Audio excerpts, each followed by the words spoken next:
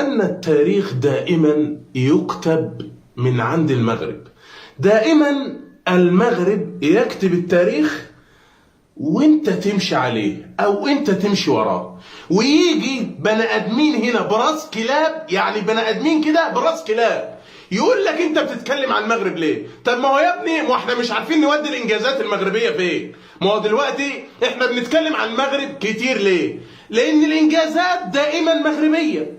لما بنلاقي اي انجاز تاني لاي بلد تانية بنتكلم عليه، ولكن كتر الانجازات المغربيه بيخلينا نتكلم زياده عن المغرب. فما تبقاش بني ادم براس كلب وعندك حقد دفن جواك مش هيخليك في الاخر غير ان انت تموت والمؤخره بتاعتك محروقه. فهدي نفسك شويه.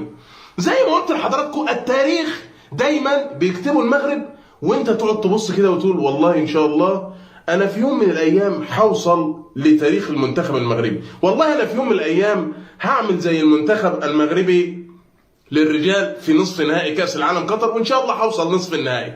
النهارده سيدات المغرب بهذا التأهل التاريخي والسيناريو القاتل. انا عايز اقول لكم بقى حاجه معلومه، يعني المنتخب الالماني للسيدات لكره القدم، هذا المنتخب العالمي الذي في جعبته 8 ألقاب أوروبية، وهو أعظم منتخب أوروبي لكرة القدم في كرة القدم للسيدات. المنتخب الألماني هو أعظم منتخب في أوروبا، أكثر منتخب في أوروبا عنده ألقاب، وهو بطل العالم مرتين سنة 2003 و2007، وهو يعتبر المركز الثاني في ألقاب العالم بعد الولايات المتحدة الأمريكية. ده بالنسبة لإيه؟ لكرة القدم للسيدات. يعني المنتخب الألماني هو هو اللي مسيطر في اوروبا، هو اكتر منتخب بيلعب كره في اوروبا وعنده الالقاب، ويعتبر المركز الثاني بعد الولايات المتحده الامريكيه في القاب كاس العالم. لم يسبق له ان خرج من الدور الاول في مونديال السيدات الا في وجود المغرب. التاريخ اللي بيقول كده.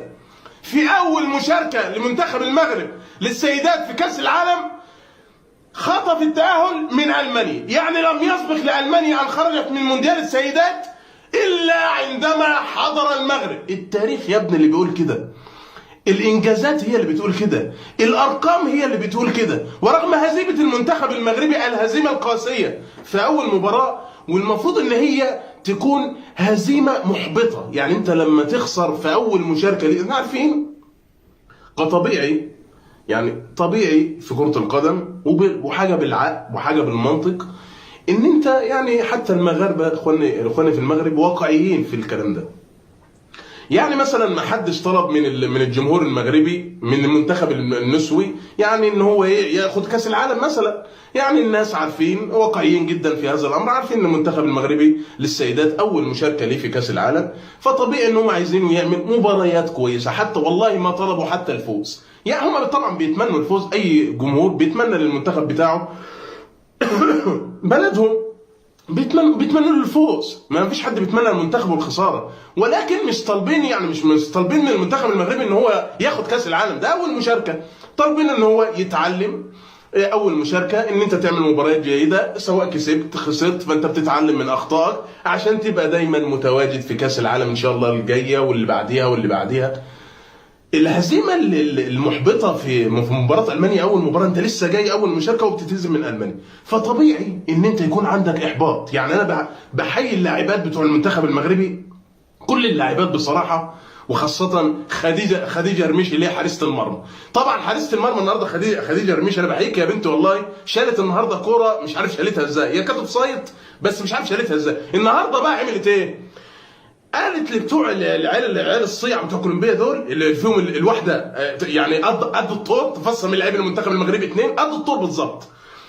المهم قالت له كل وليه تيجي عند الجون، لو ابوك راجل يا وليه تعال، ما تجيش طول ال 90 دقيقه، اول ما تقرب تعال يا وليه، لو ابوك راجل، لو جوزك راجل، انا ما انتوا ما عندكمش رجاله صحيح، لو ابوك راجل يا وليه، لو انت من ظهر راجل تعال، ما تجيش، ما فيش، ما بيجوش. المهم طلعوا كلهم، كولومبيا هزمت المانيا وجم قدام المغرب قلبوا ولايه. فالبنات يعني كانوا صراع النهارده، وخاصه البنت فاطمه مشكلتها ان هي اولا هي مهاريه جدا، يعني عندها خفه، يعني زي ما بيقولوا عندنا مش خفه يد ايه، لا خفه يد دي حاجه تانية. يعني هي لعيبه خفيفه جدا سريعه، بس مشكلتها حاجه واحده، ان هي ما بتسرعش التمرير. انت عارف لو تسرع التمرير، لان هي 1-على-1، او لما بتمسك الكره خطيره جدا، يعني 1-على-1 هتعدي وخطيره جدا وعندها رؤيه. بس مشكلتها فاطمه تجناوت اللي هي كانت فاتحه شارع النهارده في مباراه كولومبيا، بس مشكلتها ان هي عندها بطء في التمرير. لو تسرع التمرير هتعمل انفرادات، وده اللي شفناه النهارده. لو فاطمه تجناوت النهارده كان عندها سرعه في التمرير، كان ممكن المنتخب المغربي احرز الهدف الثاني. ولكن مش دي المشكله. انا بقول لك اهو، المنتخب المغربي يتهزم اول مباراه، فطبيعي يكون عندك احباط. ولكن عوده المدرب بصراحه انا بشكره. اول مره في فرنسا حد يعمل خير، المدرب بتاع الفرنسي ده، لما تتهزم اول مباراه 6 وتهزم كوريا. والنهارده خلي بالك، مع زي ما انا بقول لك التاهل مش سهل. ليه؟ لان المنتخب المغربي النهارده المباراه مش بايده. يعني ايه مش بايده؟ او التاهل مش بايده. المنتخب المغربي مطالب بالفوز، ومطالب ان المانيا تتعطل، فعينه عن مباراه ثانيه. فده شغل بقى مدرب.